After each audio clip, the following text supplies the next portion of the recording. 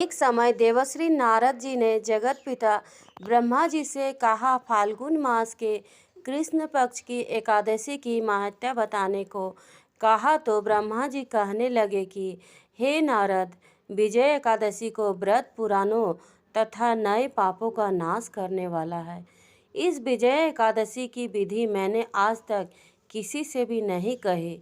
ये समस्त मनुष्य को विजय प्रदान करती है।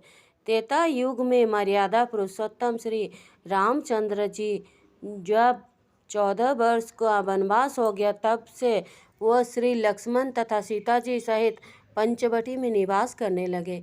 वहाँ पर दुष्ट रावण ने जब सीता जी का हरण किया, तब इस समाचार से ही रामचंद्र जी तथा लक्ष्मण अत्यंत व्याकुल हुए और सीता जी की खोज में चले गए। घूमते घूमते जब वो मरणासन जटायु के पास पहुँचे, तो जटायु उन्हें सीता जी का वृत्तांत सुनाकर स्वर्गलोक चला गया। कुछ आगे जाकर उनकी सुग्रीव से मित्रता हुई और बाली का वध किया। हनुमान जी ने लंका में जाकर सीता जी का पता लगाया और उनसे श्री रामचंद्र जी और सुग्रीव का मित्रता का वर्णन किया। वहाँ से लौटकर हनुमान जी ने भगवान राम के पास आकर सब समाचार कहे। श्री रामचंद्र जी ने वानर सेना सहित सुग्रीव की संपत्ति से लंका को प्रस्थान किया। जब श्री रामचंद्र जी समुद्र के किनारे पहुँचे, तब उन्होंने मगरमच्छ आदि से युक्त उस अगाध समुद्र को देखकर लक्ष्मण जी से कहा कि इस समुद्र को हम किस प्रकार से पार करेंगे।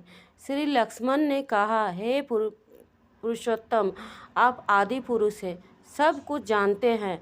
यहाँ से आधा योजन दूर पर कुमारी द्वीप के वकदालभ्य नाम के एक मुनि रहते हैं।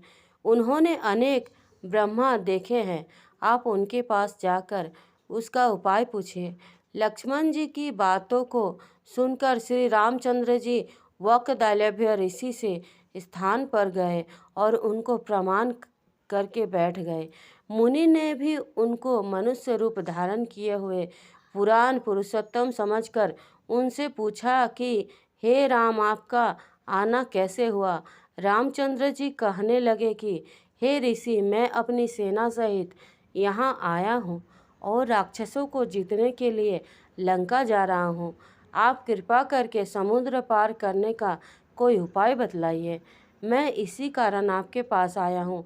वकदालभ्य ऋषि बोले कि हे राम, फाल्गुन मास के कृष्ण पक्ष की एकादशी का उत्तम व्रत करने से निश्चय ही आपकी विजय होगी। साथ ही आप समुद्र भी अवश्य पार कर लेंगे।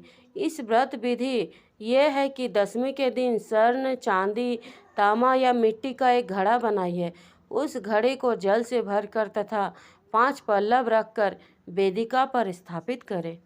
उस घड़े के नीचे सतनजा और ऊपर जौ रखें।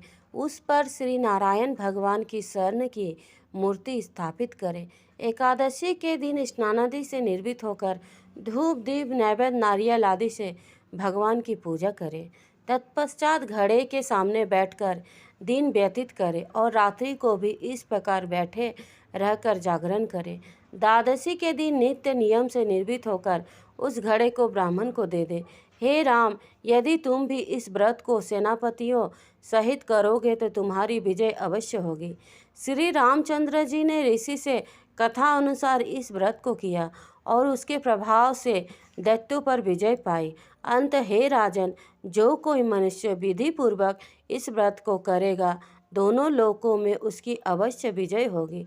श्री ब्रह्मा जी ने नारद जी से कहा था कि हे पुत्र, जो कोई इस व्रत के महत्व को पढ़ता है या सुनता है, उसका वाजपेय यज्ञ का फल प्राप्त होता है।